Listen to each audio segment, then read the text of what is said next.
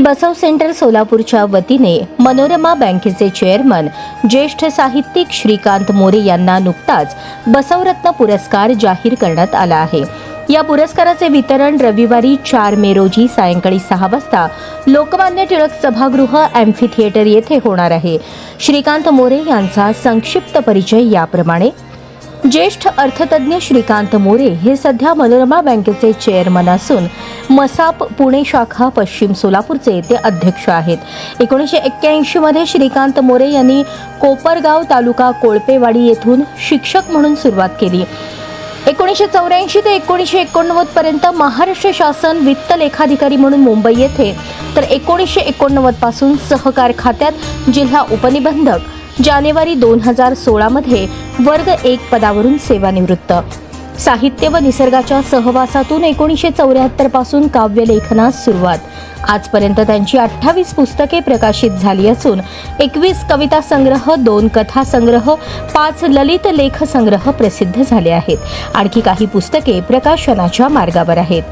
कैलासवासी धोंडीबा माने गुणवंत साहित्य पुरस्कार औरंगाबाद, बौद्धिक व्याख्यानमाला, उद्योग बँक सेवा सांस्कृतिक मंडळ सोलापूर यांचा साहित्य सेवा पुरस्कार, कैलासवासी रतनचंद शाह प्रतिष्ठान मंगळवेढा यांचा साहित्य पुरस्कार, आर्यनंदी साहित्य पुरस्कार, भीम गौरव पुरस्कार, मराठा समाजभूषण पुरस्कार, सोलापूर ज्येष्ठ नागरिक संघटना सोलापूर यांचा सोलापूर रत्न पुरस्कार, मराठा सेवा संघ सोलापूर यांच्याकडून मानव भूषण पुरस्कार, दैनिक दिव्य मराठी यांच्याकडून प्राऊड महाराष्ट्रीय अवॉर्ड 2019 आदी आजपर्यंत त्यांना पुरस्कार मिळाले आहेत।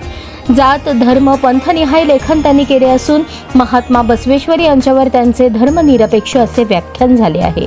9 मे 1997 या दिवशी अक्षय तृतीयेच्या मुहूर्तावर मनोरमा बँकेची स्थापना झाली। बँकेच्या एकूण 9 शाखा कार्यरत आहेत।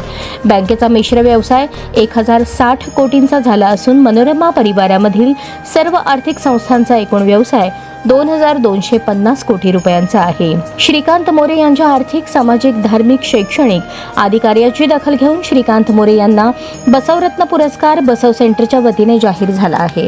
पुरस्कार वितरण कार्यक्रमास उपस्थित राहण्याचे आवाहन मनोरमा बँकेच्या कार्याध्यक्षा अस्मिता गायकवाड, सीईओ शिल्पा कुलकर्णी, मनोरमा मल्टीस्टेटच्या सीईओ कविता कुलकर्णी यांनी केले आहे।